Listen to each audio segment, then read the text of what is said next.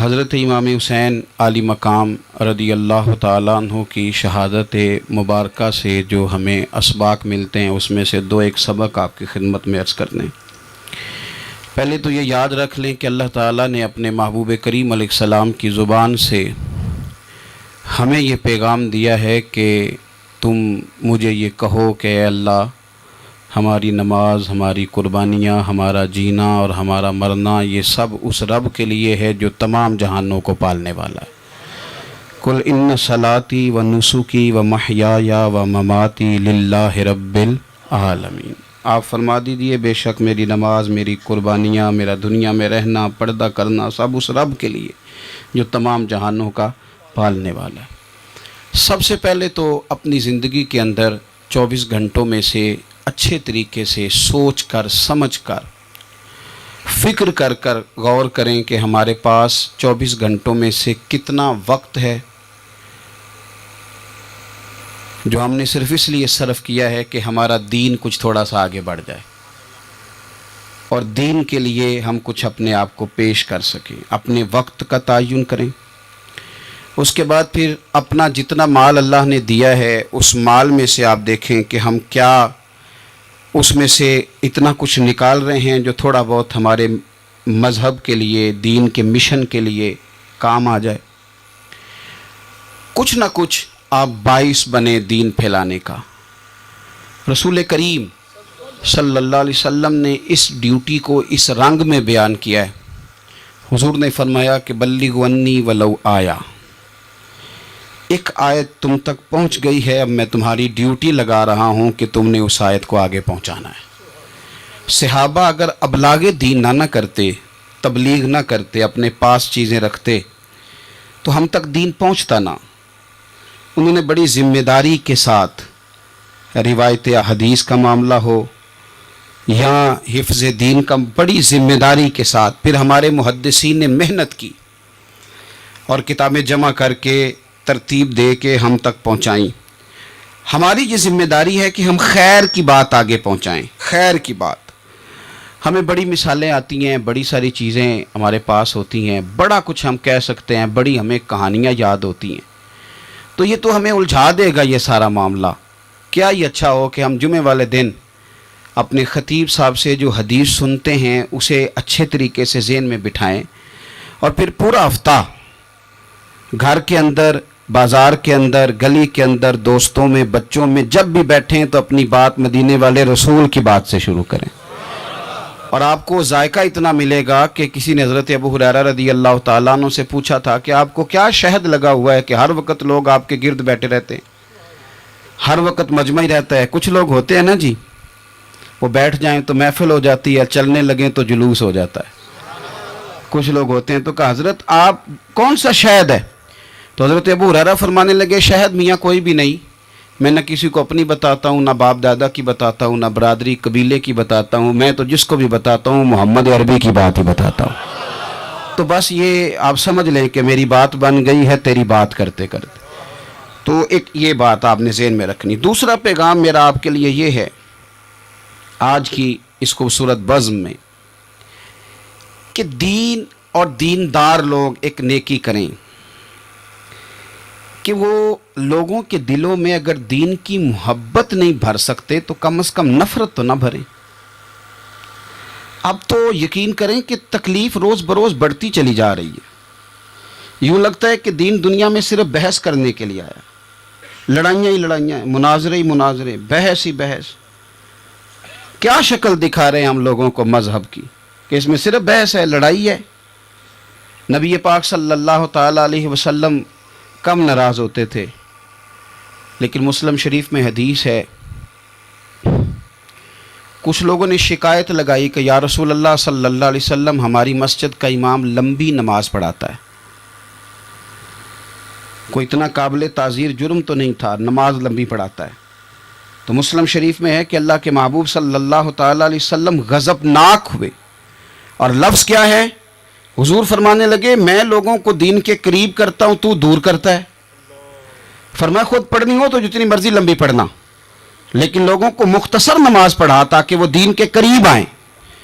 حضور مفتی اعظم عالم اسلام شہزادہ اعلیٰ حضرت शेख मुस्तफ़ा रज़ा खान साहब रहमतुल्लाह अलैह, हमारे दादा मुर्शद, आपके ख़िलाफ़ कुछ लोगों ने किताब लिखी और बरेली शरीफ के उर्स में वो किताब बांटी गई। 24 सफ़र को उलमा की वहाँ मीटिंग होती है और हज़ारों उलमा उसमें रासिखुल इल्म लोग वहाँ मौजूद होते हैं, रासिखुल अकीदा। हुज़ूर मुफ्ती आज़म ने वो किताब सामने रखी और किताब सामने रख के उलमा से कहा कि ये शरई एतराज़ है मुझ पर और ये उसका जवाब है, ये शरई एतराज़ है, ये उसका जवाब है, ये शरई एतराज़ है, ये उसका जवाब। जो शरई एतराज़ थे उनके जवाबात दे दिए। फरमाया कुछ इन्होंने ना इखलाकी एतराज़ात किए हैं तो मैं किसी की ज़ात पर उतर कर बात नहीं करना चाहता। कुछ इन्होंने ज़ाती एतराज़ात किए हैं और जो मुहज़्ज़ब कौमें होती हैं वो किसी शख्स की शख्सियत पर उतर कर, नीचे उतर कर बात नहीं करती।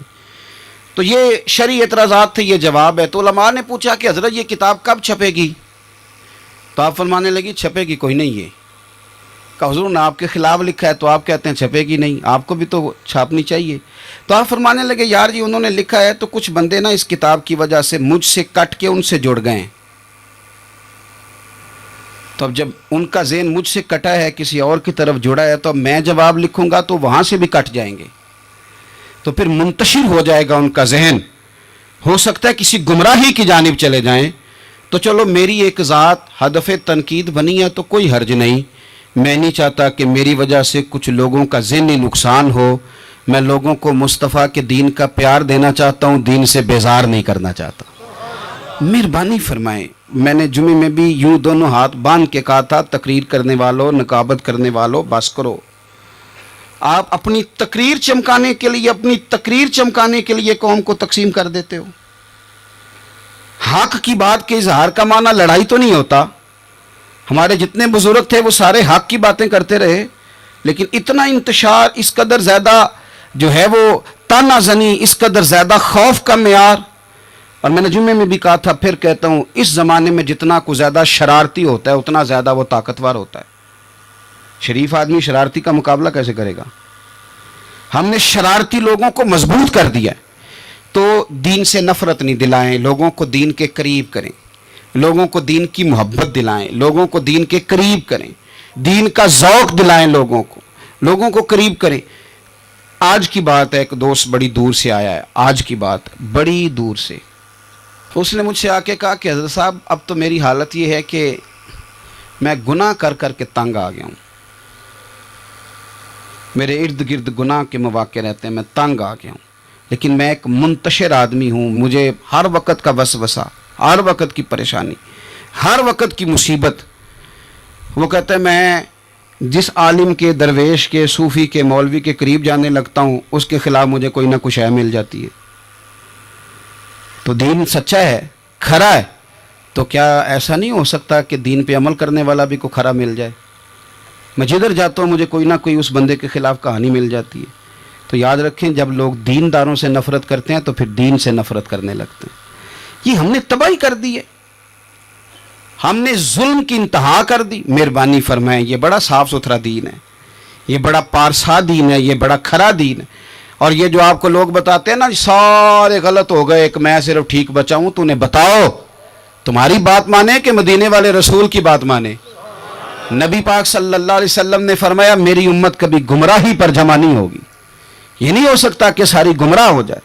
तो इसलिए इंतशार का मिजाज छोड़ें और लोगों को मीठा, ठंडा, प्यारा, खूबसूरत दीन लोगों तक पहुँचाएँ। मीठी बात करें और अच्छे तरीके से लोगों तक पैगाम हक पहुँचाएँ। लोग कहते हैं जी मैं बात सच्ची करता हूँ इसलिए तलख रहता हूँ। नबी पाक से ज़्यादा सच्ची बात तो कोई भी नहीं करता था। हुजूर बात भी सच्ची करते थे और लहजा भी शहद से ज़्यादा मीठा होता था। तो ये कौन सी कहानी सुना रहे हो? नहीं कि मैं कड़वा इसलिए हूँ कि मैं सच बोलता हूँ। सच कड़वा नहीं होता, सच तो शानदार होता है, सच तो सोना होता है, सच का तो चेहरा निखरा हुआ होता है। सच कहाँ कड़वा होता है? कड़वा कुशैला तो तू है, इसलिए तूने सारी तबाही उतार दी। तीसरी बात, आज की इस गुफ्तगू में तीसरा पैगाम इमाम अली मकाम की शहादत के लिहाज से ये सुने कि ज़रूरी नहीं कि जो बात आप कर रहे हों सारे लोग उससे एग्री भी करें, ये भी ज़रूरी। तो सबको मनवाने का मिजाज भी छोड़ दें, ये भी इमाम हुसैन का पैगाम है। उस वक़्त तो ढेर सारे लोग यजीद की तरफ चले गए थे, اور امام علی مقام میدان میں نکلے اور معمولی آدمی نہیں، نواس رسول، جگر گوش ہے بطول. یہ جو کربلا کی ریت پہ خون بہا ہے، یہ آپ کو پتہ ہے خون کس کا ہے؟ یہ رسول کریم کا خون ہے، یہ نبی کریم کا خون بہا ہے. اللہ کرے آپ کو سمجھ آئے. نبی پاک کا خون بہ گیا، لیکن 4.5 سال حکومت پھر بھی یزید کر گیا. آپ کو کس بات کی جلدی ہے کہ سارے لوگ مان جائیں اور سارے ہمارے پیچھے لگ جائیں اور سارے جو میں کہہ رہا ہوں اس کے پیچھے لگ جائیں؟ یہ آپ کو جلدی کیوں ہے؟ مجھے جلدی کیوں ہے؟ بھئی وہ 4.5 سال پھر بھی نکال گیا.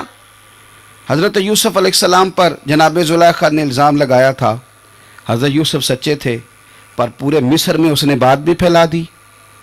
12 سال جیل میں بھی رہے تھے تو سچے نا، لیکن اس سچ کو نکھرتے 12 سال لگ گئے. لیکن رب کریم نے فرمایا یوسف سچے ہو، پر 12 سال پھر بھی جیل میں رہنا پڑے گا، سچے بھی ہو کھرے بھی ہو. پر 12 سال جیل میں رہے، پر عرش کے مالک نے فرمایا پہلے آپ مصر کے قیدی تھے، اب آپ کا سچ نکھر گیا ہے تو مصر کا حکمران بنا دیا جائے گا. چوتھی بات یہ سنیں اور اچھے طریقے سے.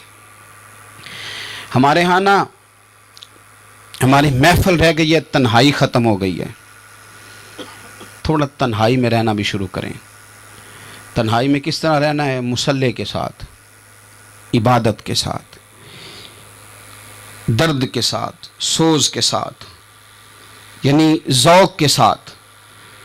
کوئی نعت چلا لیں آپ، اور آپ ہوں، کلام ہو اور مدینے والے رسول کی یاد ہو. بے آباد نہ رکھیں، اپنے دل کو آباد رکھیں.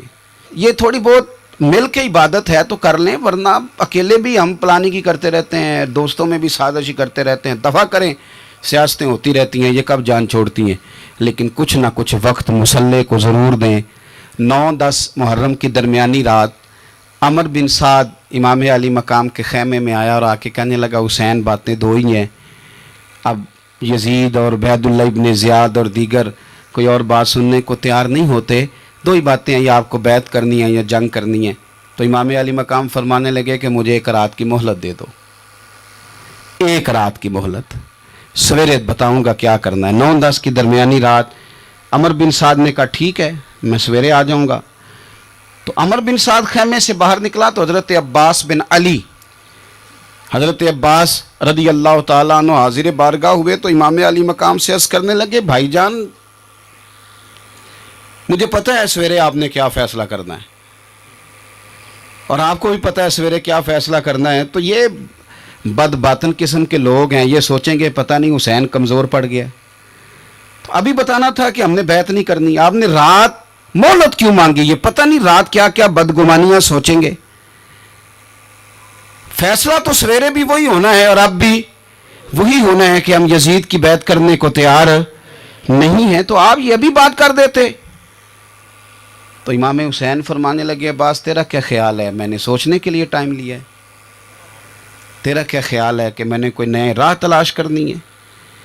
کوئی مجھے اور کسی فوج کے پہنچ جانے کی امید ہے؟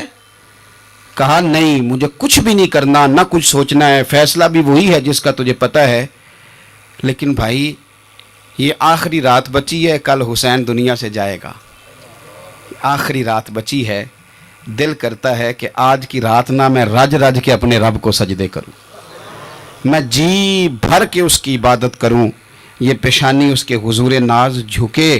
او یار حسین ابن علی تو ایک رات باقاعدہ بچائیں کہ میں نے اللہ کے حضور حاضری دینی ہے اور تو ساری راتیں ضائع کر دیتا ہے. تو تنہائی میں کچھ نہ کچھ عبادت کریں. میں اللہ کے حضور دعا کرتا ہوں کہ اللہ تعالیٰ میدان کربلا کی ہواؤں کا صدقہ، اللہ تعالیٰ حسین ابن علی کے خون کا صدقہ ہماری زندگی پردہ پوشی والی کرے اور موت ایمان والی کرے، اور اللہ تعالیٰ ہمیں ہر فتنے سے محفوظ رکھے اور ہماری اولادوں کو بھی حضور کی اولاد کا وفادار رکھے. آخر دعوانا الحمدللہ.